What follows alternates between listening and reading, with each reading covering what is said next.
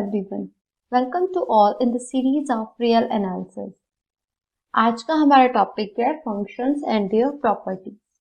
Second lecture में हमने थोड़ा सा पढ़ा था फंक्शन के बारे में. आज के लेक्चर में मैं थोड़ा फंक्शंस के बारे में कुछ और नई डेफिनेशंस बताऊंगी एंड कुछ इम्पोर्टेंट जो ग्राफ यूज होते हैं, इम्पोर्टेंट फंक्शंस जो यूज होते हैं, जैसे trigonometric functions, modulus function and logarithm function, इन सबको डिफाइन करेंगे. ठीक है. सबसे पहले फंक्शन की डेफिनेशन लिखते हैं. फंक्शन के डेफिनेशन जो है वो मैंने सेकेंड लेक्चर में भी लिखाई थी. And equality of two function, composition of functions, inverse function, domain क्या होता है, ये सब मैंने सेकेंड लेक्चर में बताया था. तो एक बार इसको देख लीजिएगा. तो फंक्शन की डेफिनेशन मैं लिख देती हूँ एक बारी. Let a be two subsets of R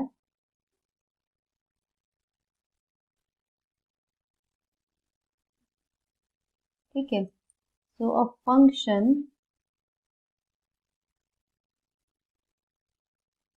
from A to B denoted by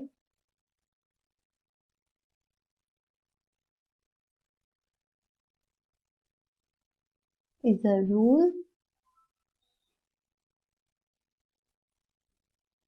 which assign every element of A to a unique element of B.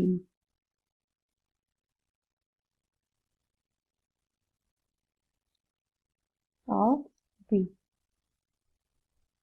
And A is defined as domain of F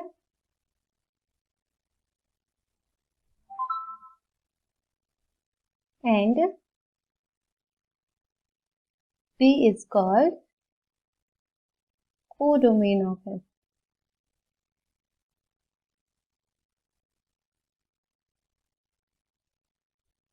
And FA is defined as range of F,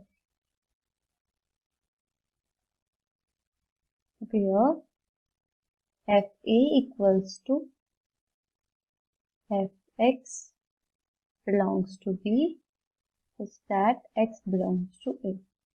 Fine.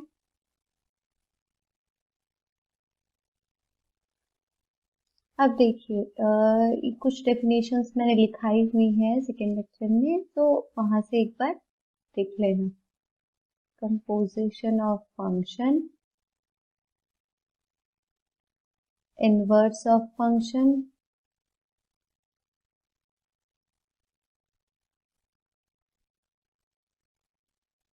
ठीक है.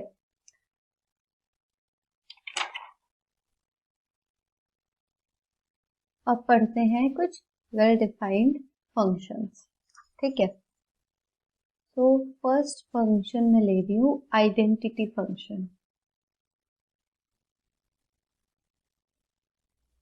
एक book है play with graphs.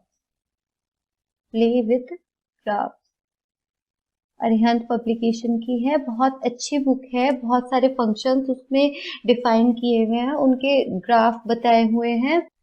Interesting book है, पढ़ सकते हो उसको. ठीक है. आइडेंटिटी फंक्शन देखते हैं. fx equals to x. ठीक है.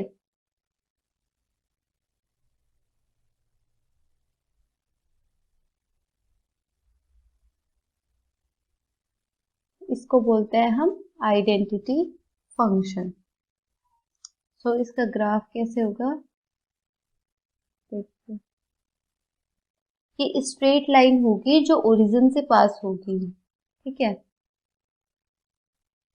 0 पर 0 देगा ये, एंड 1 पर 1, 2 पर 2. तो ये स्ट्रेट लाइन होगी जो ओरिजिन से पास होगी. एंड ये जो एंगल बना रही होगी एक्स एक्सिस के साथ, ये एक्स एक्सिस है एंड ये वाई एक्सिस है, ये क्या होगा 45 डिग्री. ठीक है. हम एफ एक्स को y लिखते हैं, y इक्वल्स टू एक्स. ये फंक्शन है, ठीक है।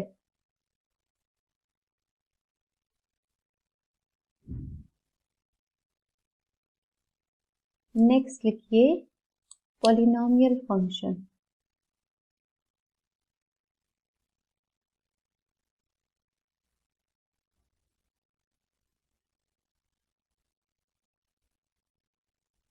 A function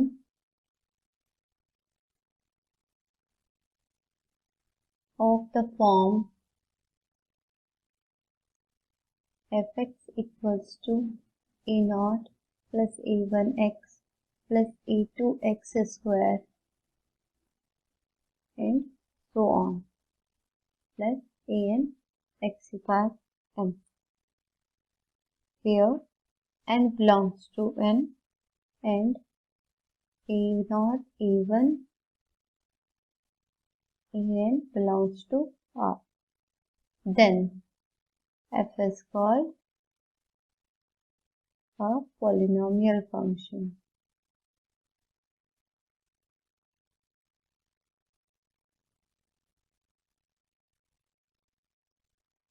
ठीक है।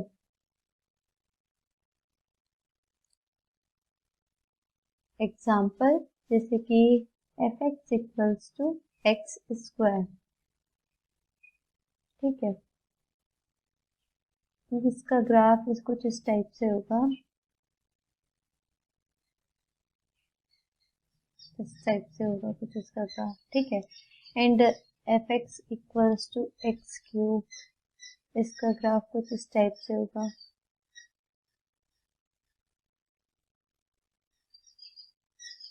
ऐसे, ठीक है। ऐसे ही बहुत सारे फंक्शन हम पॉलिनोमियल फंक्शन हम डिफाइन कर सकते हैं, ठीक है। नेक्स्ट लिखिए मॉडुलस फंक्शन।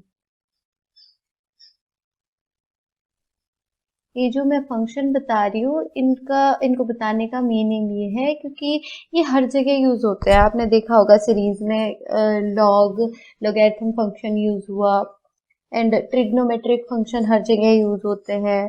तो इनको बताने का मीनिंग ये है कि ये आपको अच्छे से समझ आ जाए, इनके ग्राफ पता चल जाए कैसे होते हैं ये, ठीक है। तो इनको अच्छे से समझिएगा एंड खुद स्केच करके देखिएगा इनके ग्राफ कि कैसे बनते हैं, ठीक है। मॉडुलस फंक्शन टू आर, और हाँ इनके डोमेन क्या है, इनकी कोडोमेन क्या है, रेंज क्या है, ये सब भी देखिएगा, ठीक है। F x equals to x minus x, ठीक है। इसको बोलते हैं हम मॉडुलस फंक्शन। तो ये किस टाइप से होगा देखिए,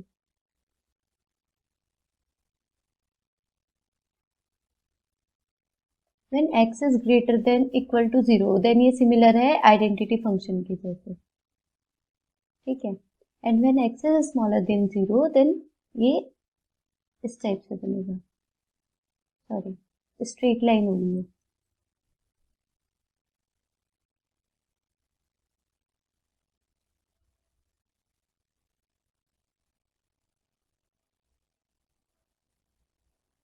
ठीक है। जैसे ये 45 डिग्री का एंगल बनाएगी वैसे ही ये वाली लाइन 45 डिग्री का एंगल बनाएगी मॉडुलस फंक्शन में, ठीक है। और देखिए इसकी जो डोमेन है वो क्या है, R, codomain R, and range क्या है इसकी,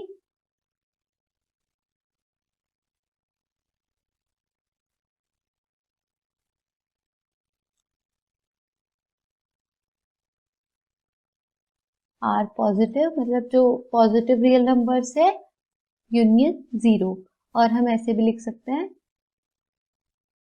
0 टू इंफिनिटी, ठीक है। तो इसकी रेंज है।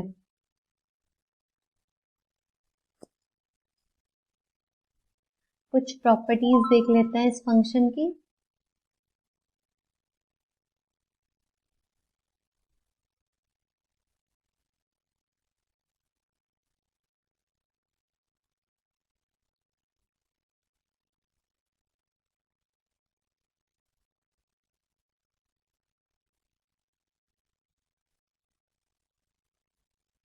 ठीक है। If modulus of x is greater than equal to a, this implies that x is either smaller than minus a or x is greater than equal to a. For a greater than equal to 0 के लिए है ये properties. Third लिखिए x plus minus y is smaller than equals to plus modulus of y। ठीक है। Next one x plus minus y is greater than equal to modulus of x minus modulus of y। ठीक है। Next लिखिए greatest integer function. बहुत ही अच्छा function है ये mainly हमारा जब हम इंटीग्रल करते हैं तब इसके क्वेश्चंस आते हैं, तो इसको अच्छे से करना। ठीक है। ऐसे भी इम्पोर्टेंट फंक्शन है ये काफी, इंटीजर फंक्शन।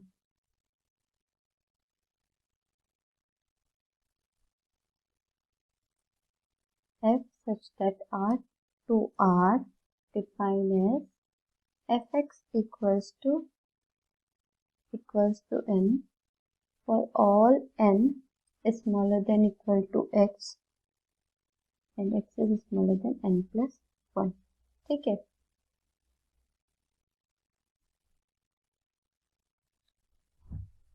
That means इसको हम डिनोट करते हैं ग्रेटेस्ट इंटीजर को ऐसे, indicates the integral part of x which is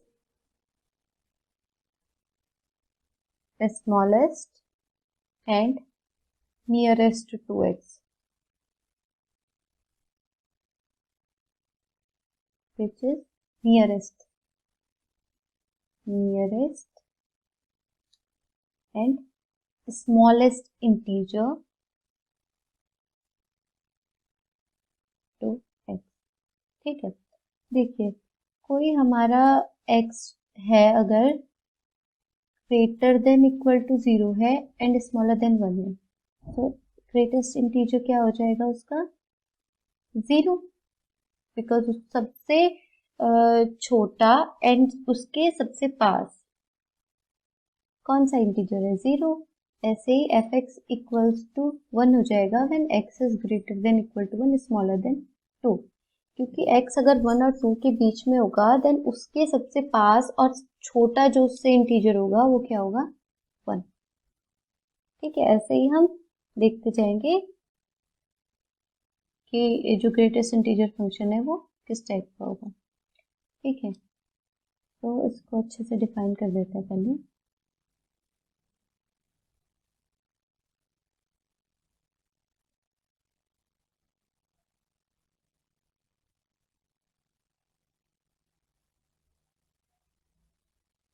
Zero when x is greater than equal to 0 smaller than 1, 1 when x is greater than equal to 1 smaller than 2 and so on, minus 1 when x is greater than equal to minus 1 smaller than 0 and so on। ठीक है।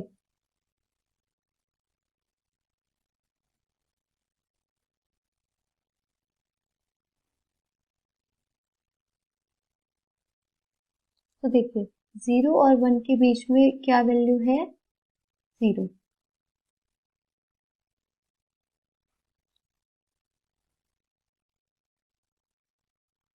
ठीक है। यहाँ open कर देता है, इसका मतलब 1 पे ये वैल्यू नहीं है इसकी, एंड 1 और 2 के बीच में क्या वैल्यू है 1। ठीक है।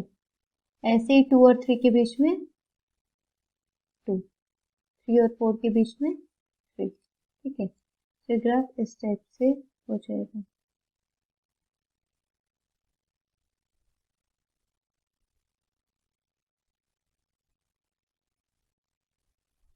ठीक है। अब ध्यान से देखिए जो इस डोमेन होगा वो क्या होगा R codomain R, and range क्या होगी इसकी? देखिए ध्यान से, रेंज सिर्फ जो इंटीजर्स है वो आ रहे हैं, जैसे 0, 1, 2, 3, -1, -2, -3 एंड सो ऑन। तो रेंज क्या होगा इसकी? Set of integers. ठीक है, एक एग्जांपल देखिए, 2.45, इसका ग्रेटेस्ट इंटीजर क्या होगा? 2, because 2.45 is greater than 2 and smaller than 3. So greatest integer इसका क्या होगा? 2। ठीक है, अब देखिए नेक्स्ट, देखिए फ्रैक्शनल पार्ट फंक्शन।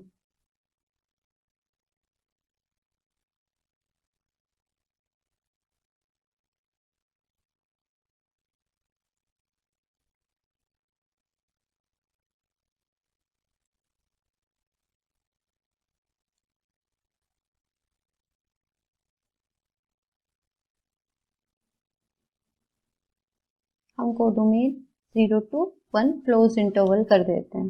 ठीक है, f x equals to fractional part x को हम ऐसे डिनोट करते हैं, and it is defined as x minus greatest integer of x. ठीक है, जैसे 1.23 है, ठीक है, देन इसका जो फ्रैक्शनल पार्ट होगा वो क्या होगा? 1.23 minus greatest integer of 1.23, and greatest integer of 1.23 क्या होगा? 1। तो क्या हो जाएगा ये? 0.23। सो फ्रैक्शनल पार्ट क्या हो जाएगा इसका? 0.23। ठीक है,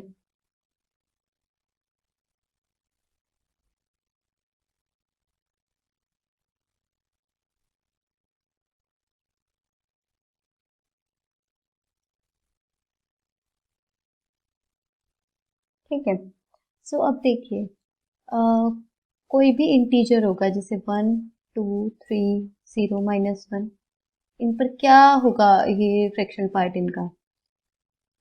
0, बिकॉज ग्रेटेस्ट इंटीजर इनका क्या है? ग्रेटेस्ट इंटीजर इनका क्या है? वही सेम वैल्यू होगी। 0 का ग्रेटेस्ट इंटीजर 0 ही होगा, एंड 1 का ग्रेटेस्ट इंटीजर 1 ही होगा। Then 1 - 1 equals to 0। So fractional part क्या हो जाएगा? 0।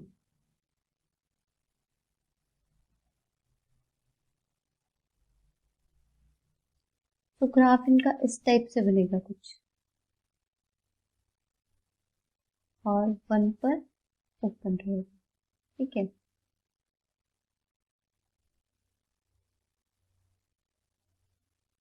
And so on. ठीक है, ये ग्राफ हो जाएगा इसका, एंड इसकी डोमेन क्या है? R, codomain 0, 1। यहाँ हम आर भी लिख सकते हैं, कोडोमेन इसकी वो हमारे ऊपर डिपेंड है, हम कोडोमेन लेते क्या है, या हमें क्या फंक्शन गिवन है। हमें फंक्शन अगर ये इस टाइप से दिया होता है कि आर, देन कोडोमेन आर होगी, and if 0 to 1 then codomain 0 to 1 होगी, एंड रेंज क्या होगी इसकी? ठीक है, 0 पर क्लोज होगा एंड 1 पर ओपन। सो क्लो ओपन इंटरवल और क्लो क्लोज इंटरवल। ठीक है, हाफ ओपन इंटरवल कह सकते हैं, हाफ क्लोज इंटरवल कह सकते हैं इसको। ठीक है, अब नेक्स्ट लिखिए least integer function.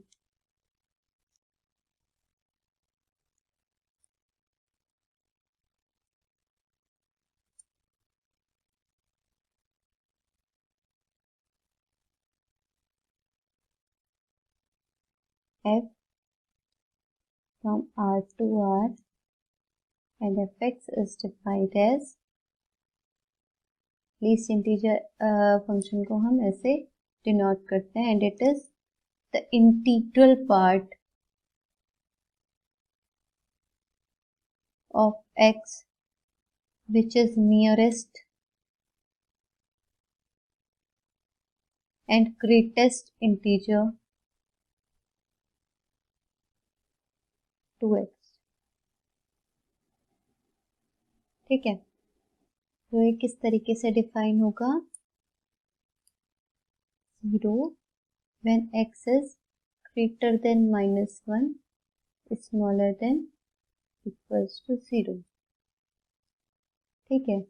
-1 when x is greater than -2 smaller than equal to -1, ठीक है। and 1 when x is greater than 0 and smaller than equal to -1, sorry 1, ठीक है। ऐसे डिफाइन होगा, जैसे कोई नंबर है हमारा 1.23, देन इसका जो लीस्ट इंटीजर फंक्शन होगा वो क्या होगा, 2, क्योंकि हमें कहा है कि उससे बड़ा होना चाहिए एंड उसके सबसे पास होना चाहिए, तो इसका क्या हो जाएगा, लीस्ट इंटीजर फंक्शन 2, फाइन। तो इसका ग्राफ किस टाइप से बनेगा, देखिए 0 1,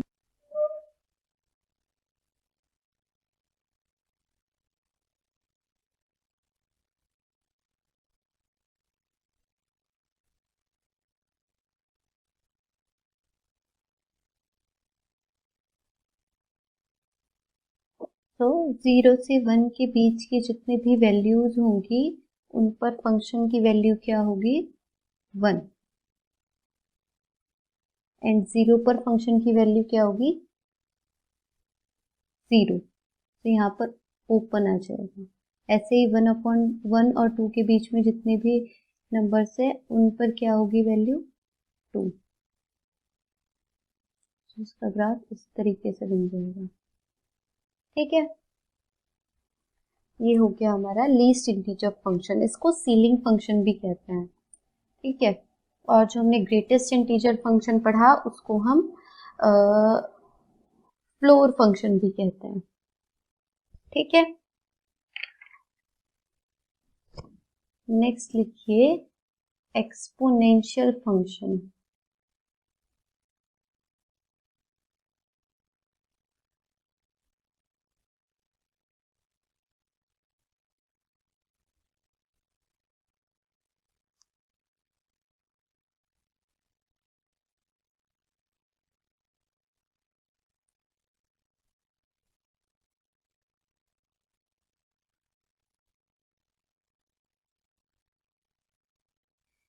A is a positive real number and fx equals to a raised to the power x, इसको बोलते हैं हम एक्सपोनेंशियल फंक्शन।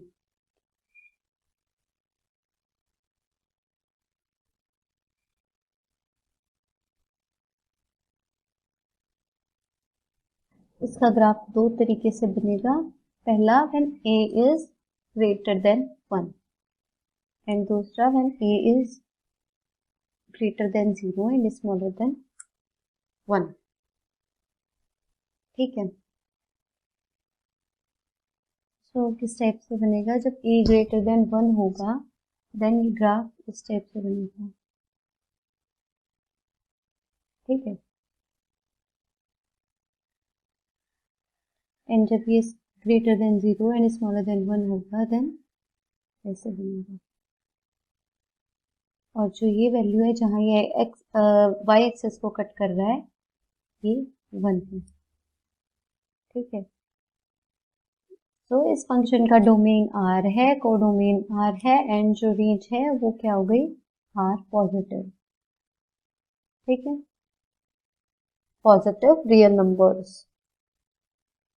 नेक्स्ट लिखिए लॉगरिथम फंक्शन, लॉगरिथमिक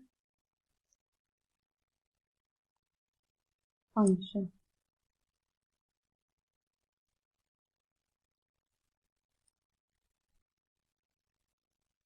इसकी डोमेन जो होगी वो आर पॉजिटिव होगी, नेगेटिव रियल नंबर या 0 पे ये फंक्शन डिफाइन नहीं होगा, टू आर, ठीक है। और ये डिफाइन कैसे होगा, f x equals to log a x, इसको बोलते हैं लॉगरिथमिक फंक्शन। तो ये भी दो तरीके से इसका ग्राफ बनेगा,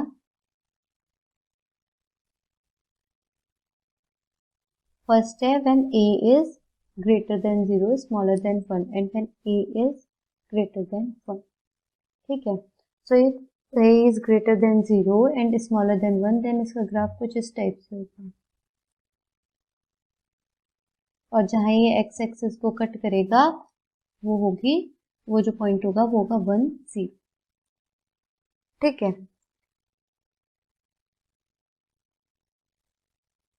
ऐसे ही जो a ग्रेटर देन 0 होगा देन इसका जो ग्राफ होगा वो बनेगा इस टाइप से। ठीक है,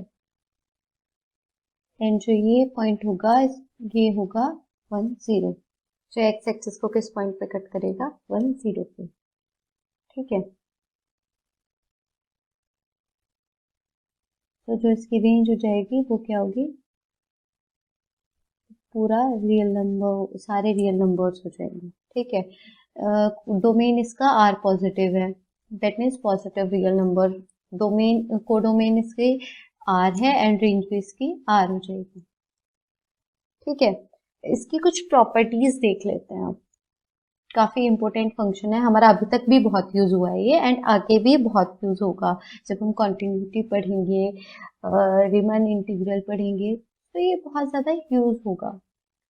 तो इसकी प्रॉपर्टीज देख लेते हैं।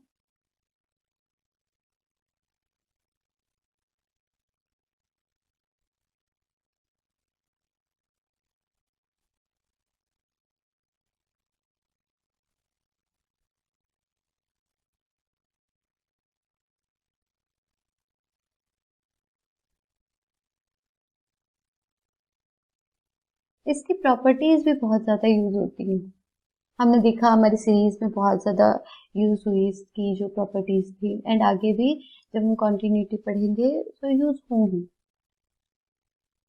और जो ये फंक्शंस हैं ये हर जगह ही यूज होते हैं।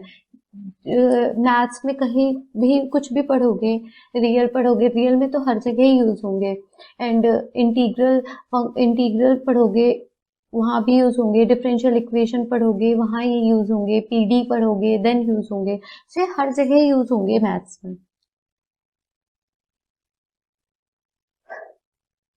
लॉग ए प्लस लॉग बी।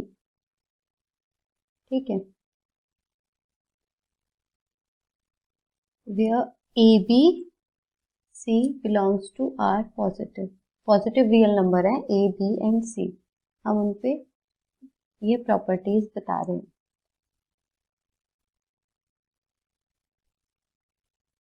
और जो ये है जहां मैंने ई लिखा है ये इसको बेस बोलते हैं इस फंक्शन का। ठीक है, हमने जब अभी फंक्शन डिफाइन किया था, जो ग्राफ बनाए थे वो ऐसे किए थे। ठीक है, ये इसका बेस था।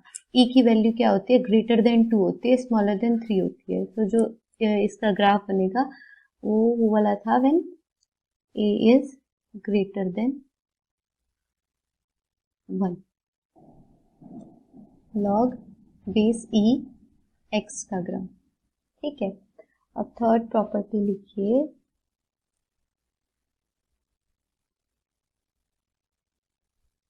m log a।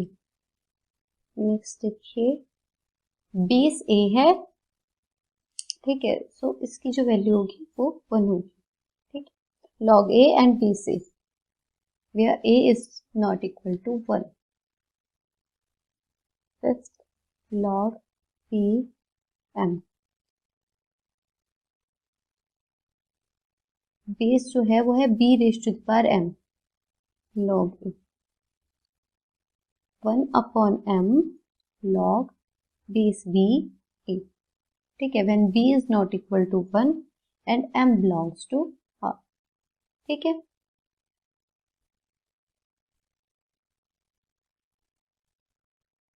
कुछ और प्रॉपर्टीज लिखिए।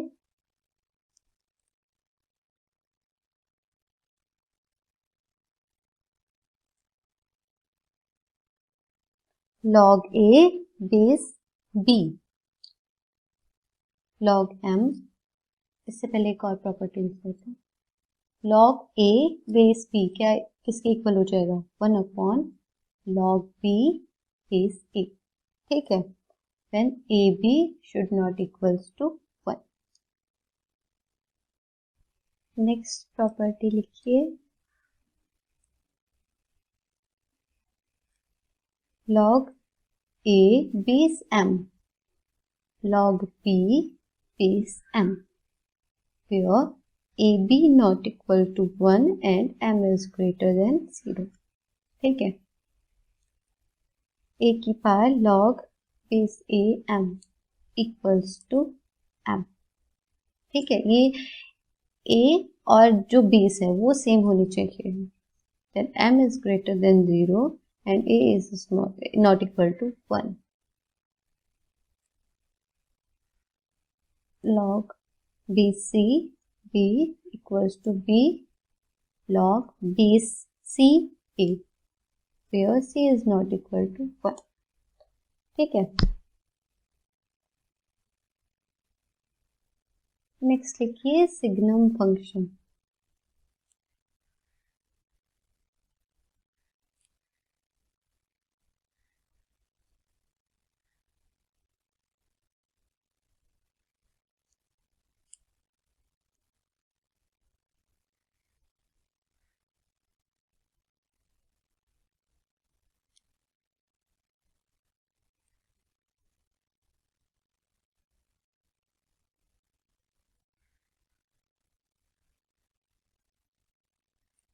ठीक है, इसको डिनोट ऐसे करते हैं,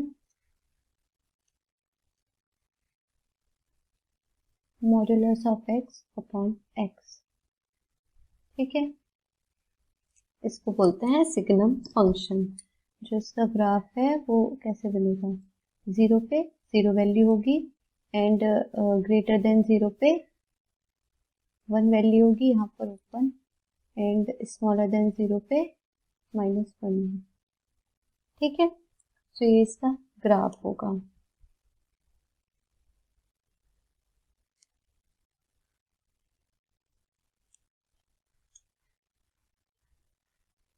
अब कुछ ट्रिग्नोमेट्रिक फंक्शंस देख लेते हैं. पहला ट्रिग्नोमेट्रिक फंक्शन कौन सा है,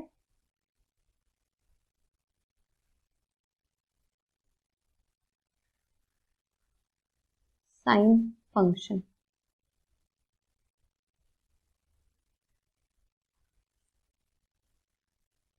ठीक है,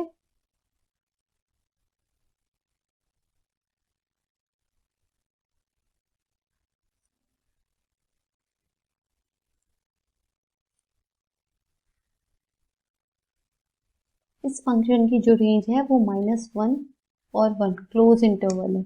ठीक है, साइन एक्स एक्स चाहे कुछ भी हो, साइन एक्स की वैल्यू जो होगी -1 और 1 के बीच ही होगी. ठीक है, सो इसकी रेंज क्या हो गई, -1 to 1 क्लोज इंटरवल.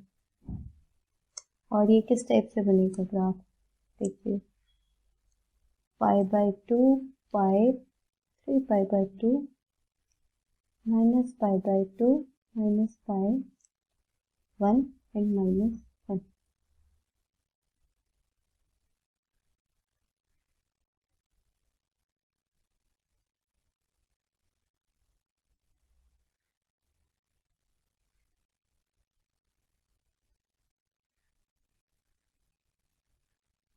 ऐसे ही ग्राफ बनेगा. ठीक है, ये 11th में अच्छे से पढ़े हुए हैं, बट फिर भी मैं एक बार बता देती हूँ ये सारे, जिससे आपको एक बार अच्छे से रिवाइज हो जाएगी सब. ठीक है, सेकंड है कोसाइन फंक्शन.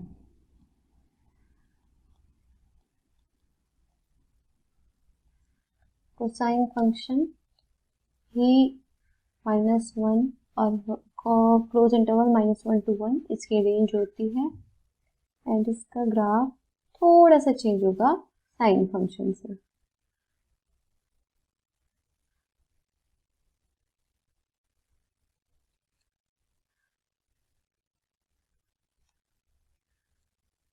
जीरो पर ये फंक्शन 1 देता है वैल्यू, फिर ऐसे बनेगा.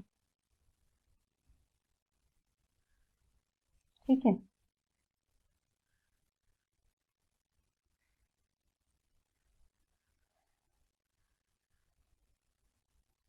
नेक्स्ट जो फंक्शन डिफाइन करते हैं ट्रिग्नोमेट्रिक फंक्शन, वो है टेंजेंट फंक्शन.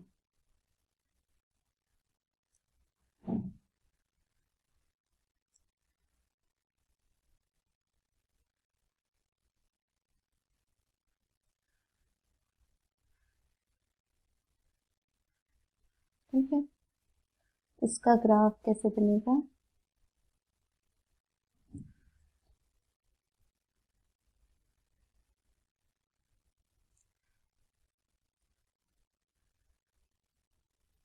देखिए, 10x को कैसे लिखते हैं? Sine X upon cos X. So 0 पे वैल्यू क्या होगी?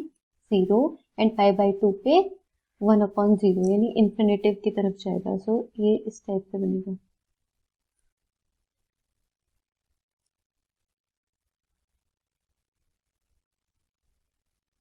ठीक है, पाई बाई 2 पे इन्फिनेटिव की तरफ जाएगा, ऐसे ही माइनस पाई बाई 2 पे माइनस इन्फिनेटिव की तरफ जाएगा।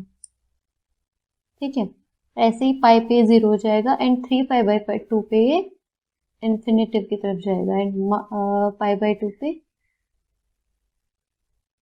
ऐसे जाएगा। ठीक है, ऐसे ही ग्राफ कंटिन्यू होता चला जाएगा। ठीक है, इस टाइप से बनता चला जाएगा। अब देखिए, जो मैंने यहाँ पे r लिखा है, इसकी डोमेन, ये r नहीं होगी, क्या होगी? देखिए, x की किन वैल्यू पे फंक्शन डिफाइन नहीं है? पाई by 2, minus pi by 2, 3 pi by 2, in values पर और भी बहुत सारी वैल्यूज पर ये फंक्शन डिफाइन नहीं है। तो जिस सेट, जो वो कौन सा सेट होगा जिस सेट पर ये फंक्शन डिफाइन नहीं है? देखिए, 2n plus 1 pi by 2 when n belongs to integer। इस सेट पर जो वैल्यूज हैं ये x की, वो सॉरी 10x की, वो डिफाइन नहीं है। तो जो इसका डोमेन है वो R में से इस सेट को माइनस कर देंगे, लिट a। तो फंक्शन होगा a to r, एंड इसकी रेंज क्या होगी? y की हर एक वैल्यू आ रही है। ठीक है, अगर हम यही इसका डोमेन ले लें, minus pi by 2 to pi by 2, then इसी के बीच में ये y की हर एक वैल्यू आ रही है। ठीक है, तो रेंज क्या होगी इसकी? Set of real number.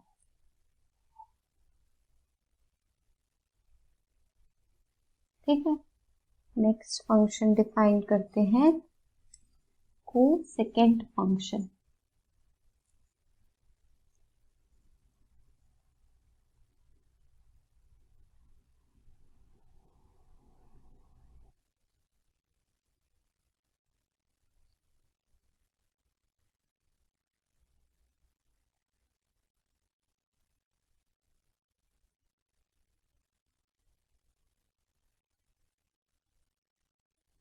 Zero, 1, 2, 3, 4, -1, -2, -4।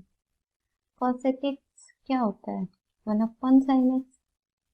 ठीक है, तो साइन एक्स कहाँ 0 है?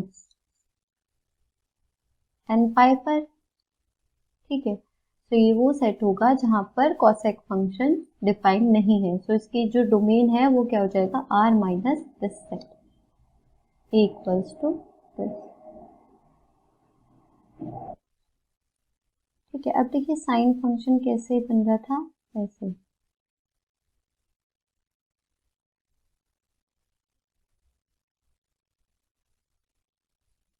सॉरी, यहाँ पर पाई by 2, pi, 3 pi by 2, 2 pi, minus pi by 2, pi, -3 pi by 2, -2 पाई। और यहाँ पर जहाँ पर इसकी वैल्यू 1 है, ठीक है, ये साइन एक्स का फंक्शन है, साइन एक्स का ग्राफ है ये। तो जो कॉसेक एक्स है वो कैसे बनेगा? देखिए, यहाँ 0 पर कॉसेक की वैल्यू डिफाइन नहीं है, तो ये इस टाइप से होगा। पाई बाई 2 पे वैल्यू इसकी 1 हो जाएगी, एंड पाई पे अगेन ये डिफाइन नहीं है।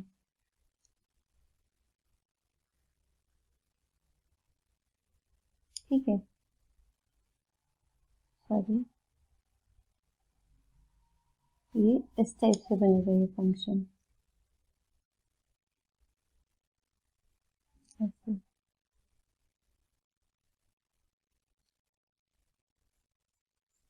ठीक है, तो इसकी रेंज क्या हो जाएगी? देखिए, इसकी हर एक वैल्यू आ रही है सिर्फ ये बीच वाला पार्ट छोड़ के, -1 से लेके 1 तक। सो r minus open interval -1 to 1 इसकी रेंज हो जाएगी। ठीक है, और हम लिख सकते हैं -∞ to 1 union, sorry -1 union 1 to ∞। ठीक है, ये फंक्शन हो गया कॉसेक फंक्शन। देन हम नेक्स्ट फंक्शन डिफाइन करते हैं, सेकेंड फंक्शन।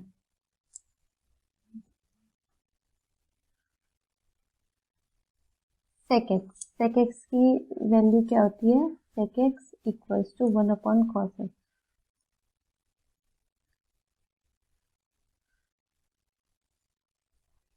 तो ये फंक्शन किस पर डिफाइन नहीं होगा? जहां पर cos x की वैल्यू 0 आ रही होगी। तो cos x की वैल्यू 0 कहां पर आती है? Two n plus 1 π/2 n belongs to z। ठीक है, तो जो इसका डोमेन है वो क्या हो जाएगा? r minus this set. Here cos x, value of cos x equals to 0। ठीक है, अब देखिए ग्राफ कैसे बनेगा इसका।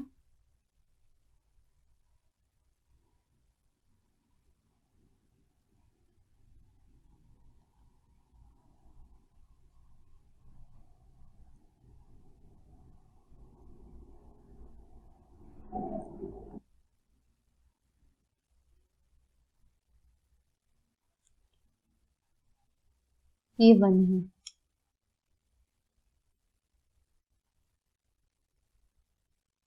ठीक है, इस टाइप से इसका ग्राफ बनेगा। ये π/2 पे क्या जा रहा है? ऐसे। ठीक है,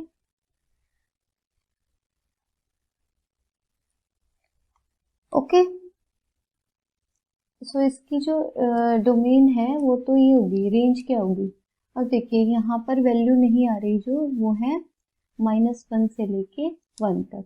तो जो रेंज हो जाएगी इसकी वो क्या हो जाएगी? r minus open interval -1 to 1, -1 to 1। ठीक है, नेक्स्ट फंक्शन लिखिए कोटेंजेंट फंक्शन।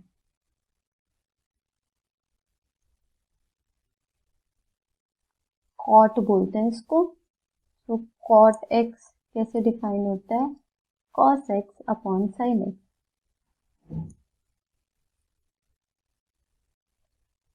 सो ये फंक्शन कहाँ पर डिफाइन नहीं होगा? जहां पर साइन एक्स की वैल्यू 0 आ रही होगी। एंड साइन एक्स की वैल्यू 0 कहाँ पर आती है? n pi, n belongs to z। तो इसकी जो रेंज है वो, सॉरी, डोमेन है वो क्या हो जाएगी? r minus this set.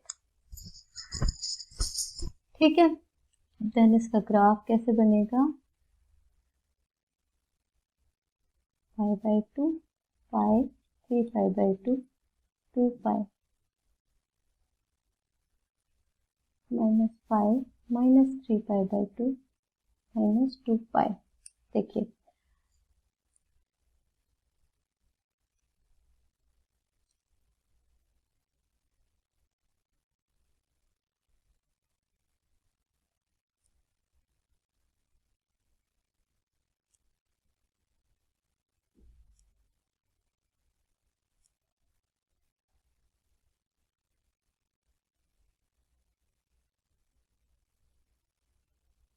ठीक है, इस टाइप से इसका ग्राफ बनेगा।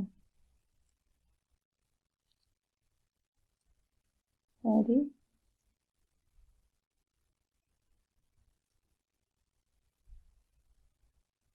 ठीक है,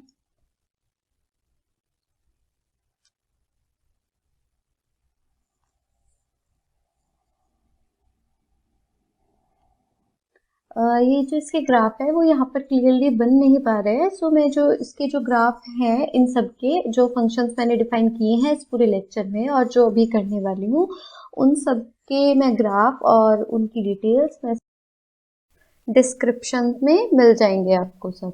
ठीक है, अब देखिए इसकी रेंज क्या होगी। इसकी रेंज पूरा आर होगा। ठीक है,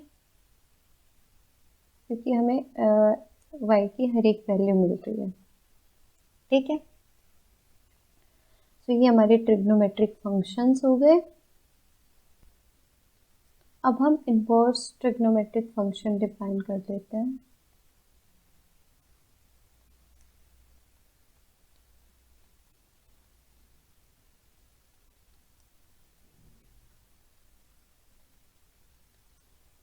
पहला है f x equals to sine x.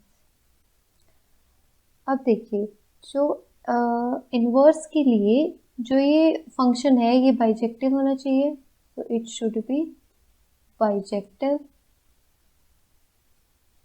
ठीक है, सो हम डोमेन में हमें चेंज करना पड़ेगा। सो बाइजेक्टिव के लिए हम क्या करेंगे, जो डोमेन होगी एफ की वो हम ले लेंगे -π/2 से लेके π/2 एंड कोडोमेन -1 to 1। ठीक है, देन हम एफ इनवर्स डिफाइन करेंगे -1 to 1 से -π/2 π/2। ठीक है, so F inverse X equals to sine inverse x.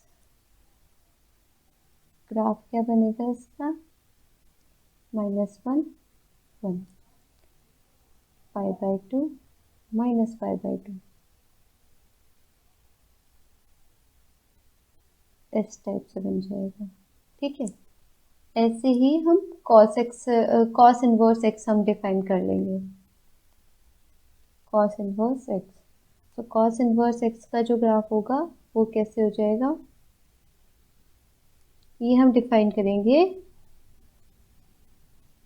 0 से लेके पाई तक, यानी कि जो इसकी डोमेन होगी वो तो होगी -1 to 1 एंड जो कोडोमेन होगी वो 0 से लेके पाई तक। ठीक है, तो ये इसका ग्राफ इस टाइप से बनेगा। ठीक है,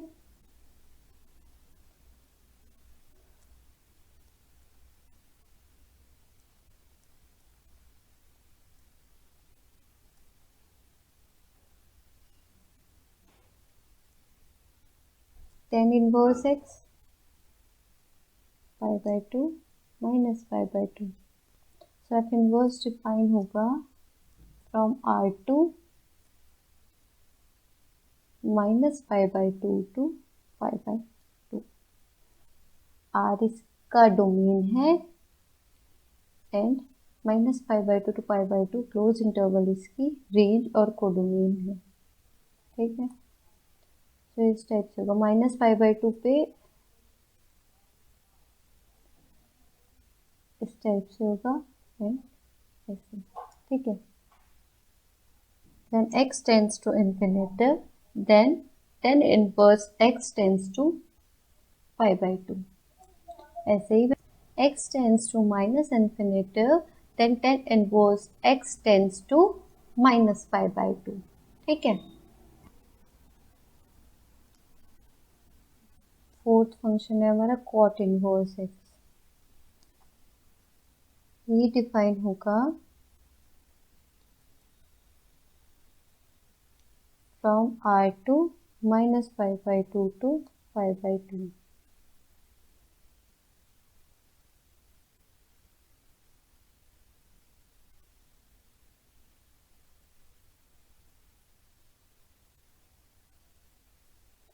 ये भी सेम ऐसे ही होगा, when बस ये थोड़ा सा चेंज है tan इनवर्स x से। when x tends to infinitive, then cot inverse x tend to π/2 and when x tends to minus infinitive, sorry उल्टा बोल दिया मैंने, when x tends to minus infinitive, then cot inverse x tends to π/2 and when x tends to infinitive, then cot inverse x tend to -π/2।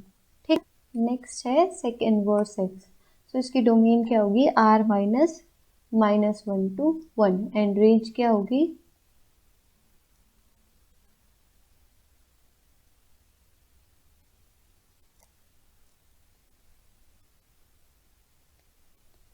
-0 to π -π/2। π/2 पर graph कैसे बनेगा इसका, देखिए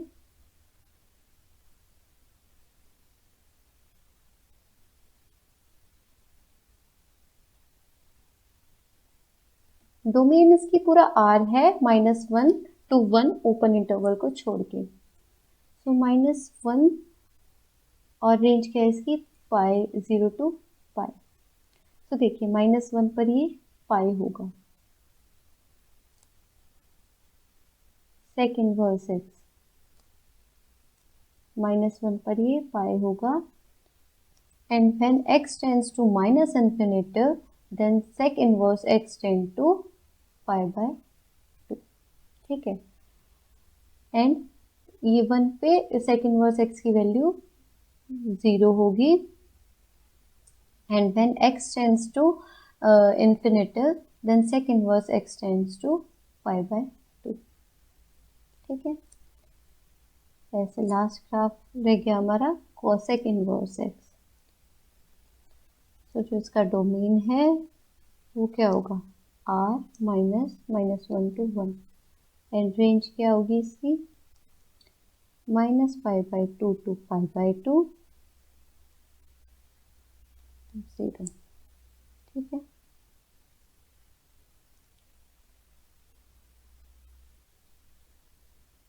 -π/2 to π/2। अब देखिए -1 पर इसकी वैल्यू क्या होगी -π/2 and when x tends to -∞, then cosec inverse x tends to 0 and 1 पर इसकी वैल्यू क्या होगी π/2 and when x tends to infinity, then cosec inverse x tends to 0। ठीक है। आज के लेक्चर में हम इतना ही करेंगे। ये सारे इम्पोर्टेंट फंक्शंस थे जो मैंने डिफाइन कर दिए। अब हम नेक्स्ट लेक्चर में पढ़ेंगे बाउंडेड फंक्शन क्या होता है, पीरियोडिक फंक्शन क्या होता है, even and odd function, and कुछ इनके एग्जांपल्स देखेंगे, एंड मोनोटोनिक फंक्शन। ठीक है। Thank you.